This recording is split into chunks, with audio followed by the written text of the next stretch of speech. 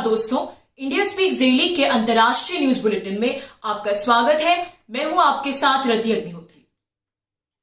अभी हाल ही में world health assembly की मीटिंग संपन्न हुई। वर्ल्ड हेल्थ असेंबली जो कि विश्व स्वास्थ्य संगठन द्वारा आयोजित एक एनुअल मीटिंग है, एक सम्मेलन है इस प्रकार का जिसमें विश्व भर के हेल्थ रिप्रेजेंटेटिव्स आते हैं, सम्मिलित होते हैं और स्वास्थ्य से जुड़े विभिन्न मुद्दों पर चर्चा होती है, विमर्श होता है। और इस वर्ष खासकर कि कोरोना वायरस संक्रमण के संदर्भ में ये मीटिंग बेहद महत्वपूर्ण मानी जा रही थी और इस मीटिंग से बहुत सी उम्मीदें भी लगाई जा रही थी। ये वर्चुअल माध्यम से संपन्न हुई इस बार और खासकर कि उम्मीद की जा रही थी कि कोरोना वायरस की शुरुआत को लेकर, इसकी उत्पत्ति को लेकर कि किस प्रकार ये एक मानव निर्मित वायरस हो सकता है जो कि एक संदिग्ध लैब में बना था, इसको लेकर इस मीटिंग में चर्चा होगी और कई प्रमाण सामने आएंगे, कई बातें सामने आएंगी। लेकिन अगर उस एंगल से देखें तो इस मीटिंग ने सिर्फ हताश ही किया, निराश ही किया। इस मीटिंग में कोरोना वायरस की उत्पत्ति को लेकर कोई भी चर्चा नहीं हुई, बल्कि सिर्फ कोरोना वायरस को कैसे मैनेज किया जाए और इसे कैसे उबरा जाए, वैक्सीनेशन का कैसे इक्विटेबल डिस्ट्रीब्यूशन हो पूरी दुनिया में, इस बात को लेकर ही चर्चा रही, विमर्श रहा। मतलब कोरोना वायरस की उत्पत्ति का जो कनेक्शन है एक संदिग्ध लैब से,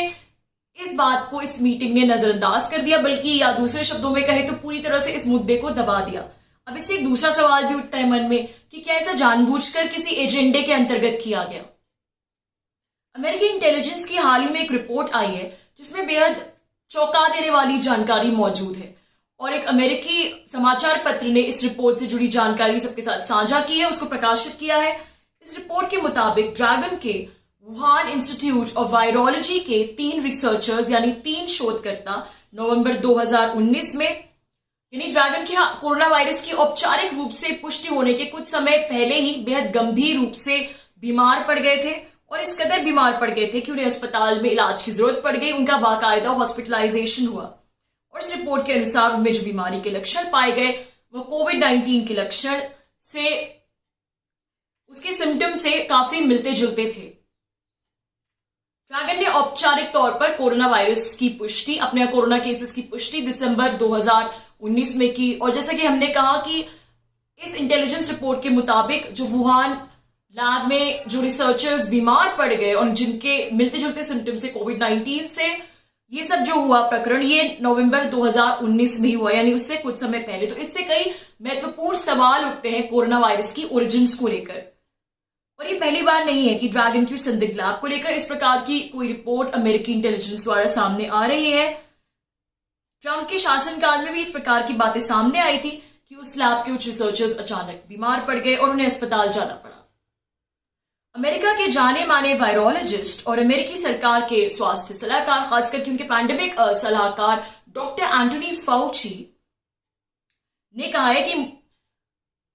उन्हें नहीं लगता कि ये जरूरी है कि वायरस नेचुरल ही हो, बल्कि वो कहते हैं कि उन्हें इस बात पर शक है कि ये कोई नेचुरल वायरस है, ये वायरस मानव निर्मित भी हो सकता है और इसकी ये लैब में बना है, इसके लैब में बने होने की पॉसिबिलिटी को भी, संभावना को भी नकारा नहीं जा सकता और इसीलिए इसके ओरिजिन्स को लेकर, कोरोना वायरस के ओरिजिन्स को लेकर जांच पड़ताल होनी चाहिए, ऐसा डॉक्टर फाउची ने कहा है। और ये बहुत ही हैरानी की बात है, अगर आपको डॉक्टर फाउची का बैकग्राउंड पता हो तो आपको सच में ये बात बहुत हैरानी भरी लगेगी। डॉक्टर फाउची ने खुद ऐसे स्टेटमेंट दिया है कि कोरोना वायरस के लैब कनेक्शन का इन्वेस्टिगेशन होना चाहिए, क्योंकि अभी कुछ समय पहले ही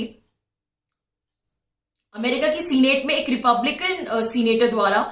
वुहान इंस्टीट्यूट ऑफ वायरोलॉजी को अमेरिकी सरकार की तरफ से गेन ऑफ फंक्शन रिसर्च के लिए फंडिंग दिलवाने को लेकर डॉक्टर फाउची पर आरोप लगे थे। यानी उस सीनेटर ने सीधे सीधे तौर पर कहे तो डॉक्टर फाउची पर यही आरोप लगाए थे कि जो कोरोना वायरस का जो कनेक्शन है वुहान लैब से, उसमें कहीं ना कहीं डॉक्टर फाउची की भी संदिग्ध भूमिका है।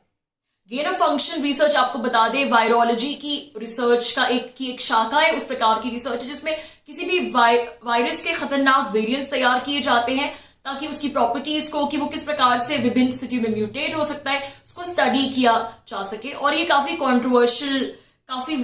विवादास्पद ब्रांच है रिसर्च की। तो ये बात तो सच है कि अमेरिका के नेशनल इंस्टीट्यूट ऑफ हेल्थ ने ओबामा शासनकाल में वुहान लैब को फंडिंग तो दी थी, अब लेकिन गेन ऑफ फंक्शन रिसर्च के लिए दी थी, इस बात को लेकर कोई प्रमाण, कोई तथ्य फिलहाल मौजूद नहीं है। तो ये बेहद दिलचस्प बात है कि जिन डॉक्टर फाउची पर अभी कुछ समय पहले तक आरोप लग रहे थे कि इस वायरस की उत्पत्ति में, कोरोना वायरस की उत्पत्ति में उनकी भी संदिग्ध भूमिका है, हो सकती है वही डॉक्टर फाउची अब सामने आकर सार्वजनिक तौर पर खुलकर कह रहे हैं कि कोरोना वायरस की उत्पत्ति को लेकर, इसकी शुरुआत कैसे हुई और इसके मानव निर्मित एक लैब में निर्मित होने की संभावना पर जांच पड़ताल अवश्य होनी चाहिए।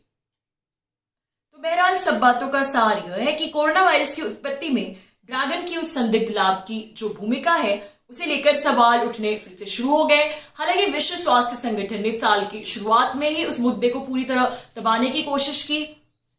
लगभग दबा ही दिया था जब उनकी तथाकथित इन्वेस्टिगेशन टीम वहां से जांच करके वापस आई और उसके मुताबिक कोविड-19 की शुरुआत का उस संदिग्ध लैब से कोई लेना देना नहीं पाया गया। इस पूरे प्रकरण में विश्व स्वास्थ्य संगठन की भूमिका भी बेहद संदिग्ध रही है। वह यदा कदा दूसरे मुद्दों की तरफ ध्यान भटकाकर इस मुद्दे को दबाने की कोशिश करता है, जैसे कि अभी वर्ल्ड हेल्थ असेंबली में उसने किया कि कोविड-19 के ओरिजिन पर कोई चर्चा ही नहीं हुई, कोई विमर्श नहीं हुआ। और जिस प्रकार से वैक्सीनेशन पर अब वैक्सीन का राग अलाप रहा है विश्व स्वास्थ्य संगठन, और कोविड-19 की ओरिजिन को लेकर कोई बात नहीं हो रही, कोई डायलॉग नहीं हो रहा कि क्या ये मानव निर्मित हो सकता है, इसको लेकर पूरा डायलॉग दबा दिया गया है। लेकिन जैसे जैसे अब पूरा विश्व जानना चाहता है कि कोविड-19 की शुरुआत आखिर कैसे हुई और इसको लेकर अब अंतर्राष्ट्रीय दबाव बढ़ रहा है